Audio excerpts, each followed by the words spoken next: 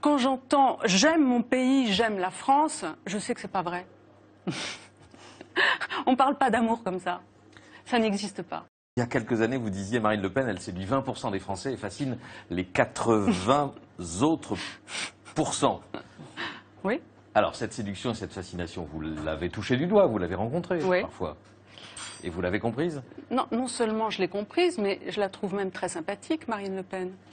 J'ai eu l'occasion de la rencontrer 2 fois, parce que j'ai fait 2 fois un portrait. Une fois, j'ai été en meeting, et par 2 fois, j'ai fait un portrait d'elle, donc je l'ai rencontrée dans son bureau.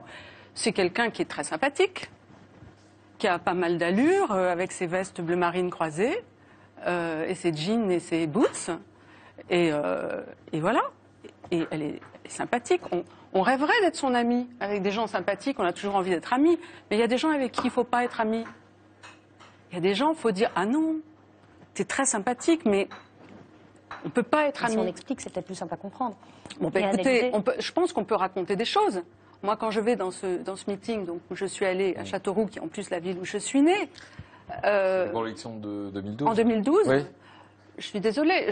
Bon, vous savez, quand vous êtes, vous savez mieux que moi, quand vous êtes dans un meeting, il y a une table réservée aux journalistes. Bon, je me suis pas mise à cette table, je me suis mise derrière, de façon à être avec les gens. Avec les sympathisants militants. Oui, les gens qui étaient venus là au meeting. Quoi. Bon, on avait parlé un petit peu avant, tout ça, très bien. Bon. Et puis, à un moment donné, comme ça, vers la fin,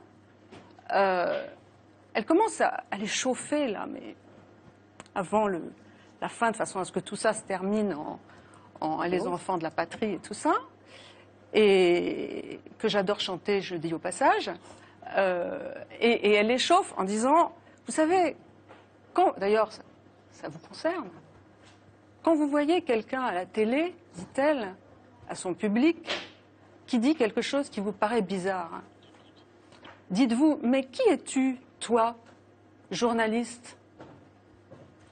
Derrière, j'entends la crasse. Qui es-tu, toi, expert? Derrière, j'entends une voix, la crasse. Qui es-tu, toi, qui écrit, je sais pas quoi, la crasse?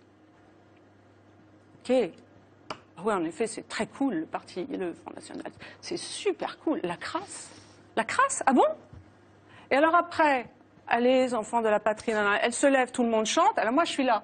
Qu'est-ce que je fais? Moi, je suis là, je suis au premier... Enfin, je suis avec les gens. Allons, enfants de la patrie. Ok, moi, normalement, quand il y a cette hymne, j'ai plutôt le cœur qui bat. Hein? Je suis pas la seule. Je pense pas. Bon. Je fais quoi? Ils sont tous en train de chanter ça. Après, la bonne femme qui a dit la crasse derrière à son mari qui dit « Oh ouais, t'as raison, la crasse et tout ça », elle le chante à tue-tête. Je fais quoi? Je chante avec elle? Qu'est-ce que je fais? Eh bien, le problème qu'on a aujourd'hui, c'est ça. Qu'est-ce qu'on fait? Est-ce qu'on arrête de chanter la Marseillaise?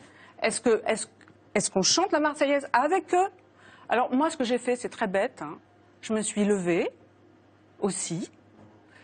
Et puis, j'ai fait un truc un peu minable, mais enfin, je l'ai fait quand même. Je me suis juste mis de 3/4, vous voyez. Voilà. Juste pour pas être sur le même plan, voilà, c'est tout. Je me suis mise de 3/4 et puis j'ai chanté super fort. Voilà. Bon. Faut chanter plus fort. Sans doute. Sans doute. Ce que vous décrivez, pardon, juste cette parenthèse, c'était le cas, je peux en témoigner, pour les meetings de son père déjà. Mais bien sûr. La haine et une façon de stigmatiser les journalistes et les gens de la parole publique. Mais bien sûr.